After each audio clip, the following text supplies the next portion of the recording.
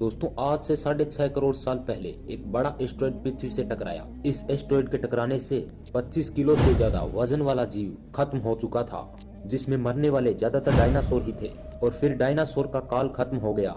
इन dinosaurs का अंत एक नई प्रजाति के लिए सुनहरा अवसर लेकर आया। ये प्रजाति थी मैमल्स की। मैमल्स यानी स्तनधारी जीव, जिन्होंने खुद को इस महाविनाश से बचा लिया था। अत्यंत गर्मी से बचने के लिए ये जमीन पर रहने लगे थे और जिंदा रहने के लिए इन्होंने सब कुछ खाना शुरू कर दिया।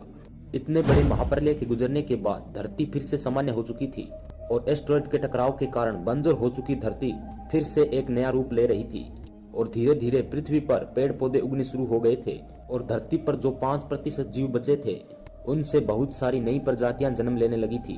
आज से 5.5 करोड़ साल पहले एक बंदर जैसी नई प्रजाति आई। इस प्रजाति में एक बात खास थी कि यह सीधे खड़े होकर चलने में सक्षम थी। और फिर धरती के वातावरण में लगातार बदलाव होने शुरू हुए, जिससे धरती अपना नया रूप ले रही थी। जिससे आज से 4.7 करोड़ साल पहले धरती के टेक्टोनिक प्लेट्स में अचानक हलचल होने लगी, जो धरती के 2 महाद्वीपों को एक साथ पास में जोड़ दिया। ये वही भूभाग था जहां आज हम भारतीय रहते हैं। आज से 1 करोड़ साल पहले पृथ्वी वह रूप लेने लगी थी जिसे आज हम देख रहे हैं, यानी कि पृथ्वी का वातावरण लगभग आज के समान बन चुका था।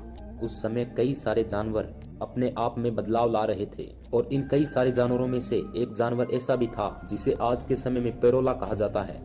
ये पेरोला ही थे हमारे पहले पूर्वज, जिसकी बदौलत आज हमने जन्म लिया है। पेरोला पेड़ पर रहते थे और फल खाते थे। इनमें ज्यादा वजन होने के कारण वह एक डाल से दूसरे डाल पर नहीं जा पाते थे और इसी कारण वह पेड़ों से झूलते रहते थे और वह अपने मजबूत हाथों के द्वारा एक पेड़ से दूसरे पेड़ पर जाते थे। कभी कभी यह अपने 2 पैरों पर भी खड़े हो जाते थे और यह चल भी सकते थे। ये जानवर आगे चलकर वातावरण के अनुसार बदलने लगे। इनमें से कुछ जानवर तो गोरिल्ला में परिवर्तन हो गए और कुछ चिंपैंजी में विकसित हुए। इनमें से कुछ तो आगे चलकर इंसानों में परिवर्तन होने लगे और यह आगे चलकर एडिफिकेटस रेमेडिस के नाम से जाने लगे।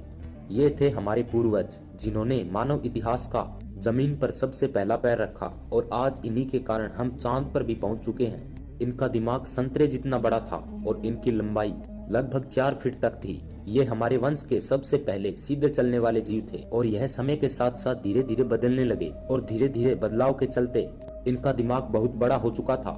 ये थे होमो हेबिलियस, जिन्होंने पत्थर को सबसे पहले हथियार के रूप में इस्तेमाल करना शुरू किया और यह इस पत्थर की वजह से हर मजबूत से मजबूत चीज को काट सकते थे और ज्यादा से ज्यादा पत्थर पकड़ने की वजह से इनकी उंगलियां भी मजबूत होने लगी। और धीरे धीरे बदलाव के चलते हमारे पूर्वजों ने झुंड में दूसरे जीवों का शिकार करना शुरू कर दिया। ये थे होमो इरेक्टस, जो अन्य जानवरों से ज्यादा होशियार थे और इनका दिमाग इतना तेज था कि यह धीरे धीरे अपने आप में बदलाव लाने लगे और इन्होंने ही सबसे पहले आग का इस्तेमाल करना शुरू किया। आग की खोज हमारे पूर्वजों के लिए सबसे बड़ी खोज थी और धीरे धीरे यह दूसरे जानवरों को मारकर पकाकर खाने लगे थे। और धीरे धीरे समय बीतता गया, जब आज से 2 लाख साल पहले मानव ने सबसे पहले बोलना शुरू कर दिया था और इस आवाज के कारण पहली बार एक से दूसरे इंसान को आवाज देकर संदेश देना बहुत आसान था।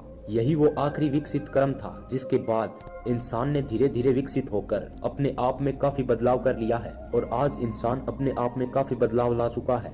1 लाख साल पहले इंसान कहीं भी जा सकता था क्योंकि हमारे पास उस समय तक फुर्तीले हाथ और हाथों में काफी मजबूत हथियार आ चुके थे।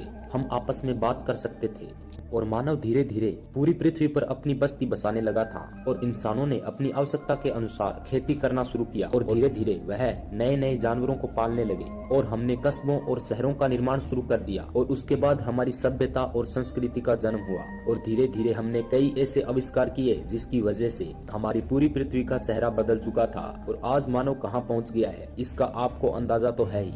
तो दोस्तों आज के लिए बस इतना ही। ऐसी ही और वीडियोस देखने के लिए हमारे चैनल को सब्सक्राइब कर लें।